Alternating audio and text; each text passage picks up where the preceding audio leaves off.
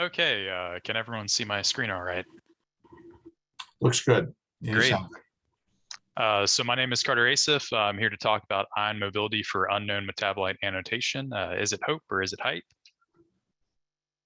So to start off with some background, ion mobility is an ultra-fast gas phase separation technique. It separates molecules by their collision cross-section. This is a two-dimensional, rotationally average projection molecular size and shape. It is an intrinsic trait of a molecule, just like molecular weight is. So if we can measure the CCS of a given feature and predict the CCS for all possible structures of that feature, we can eliminate those that do not match. To evaluate the utility of this technology for identifying unknown features in a metabolomics study, we started with a study of C. elegans nematodes. We grew mutant worms and control worms.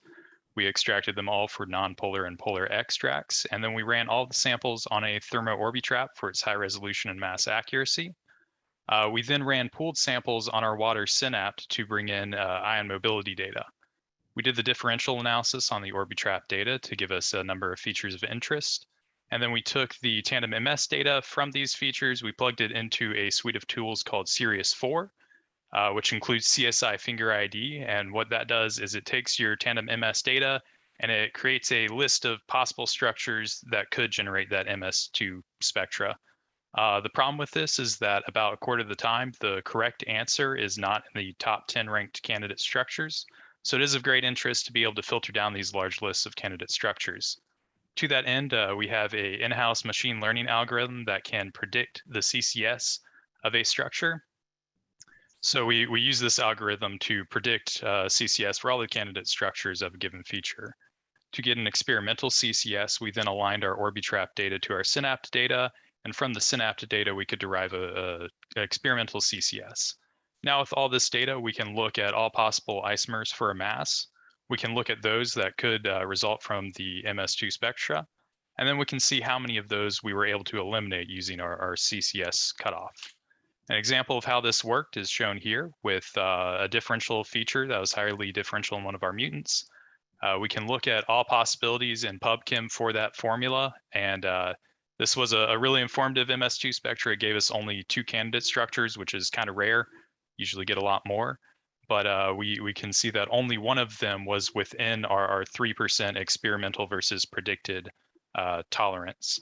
So the 2 structures are here, where we had allantoic acid that was within our 3%, then another structure which was outside. We purchased a pure standard of this compound. It matched in MS2, drift time, retention time, very competent ID, which was a nice result. Of course, it doesn't always work this great. Shown here is a number of the features we investigated, with each bubble being a feature at its MZ and retention time. The size of the bubble is the number of candidate structures coming out of Sirius, and the shade of the bubble is what percentage of those candidate structures we could discard using a 3% CCS filter. So we can see this feature had a large number of candidate structures, and we filtered out about 60% of them. We can look at each individual feature. This bubble here was N-acetyl aspartate. And we can see our 3% tolerance is in the red dashed lines. The correct answer in this case is the green line. We see we got kind of lucky where our distribution fell mostly outside of that 3% range. So we could discard a majority, but really is a kind of lucky case that the correct answer happened to be just within our cutoff. More commonly, the majority of the distribution did fall within our tolerance. So really with this 3% tolerance, if we could shrink that down, we would get much better filtering. This was especially true for lipid species, where the MS2 data is already going to constrain all the possibilities to relatively few that had a similar CCS. So it's very difficult to filter those.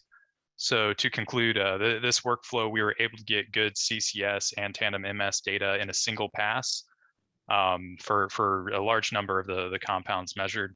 The utility of this data is highly variable, especially with this 3% tolerance. It's an optimistic estimation of what we can accomplish right now, but it's still not really accurate enough for meaningful improvements in every case. The good news is that ion mobility is a rapidly growing field, so we do expect year-over-year improvements in our accuracy potential.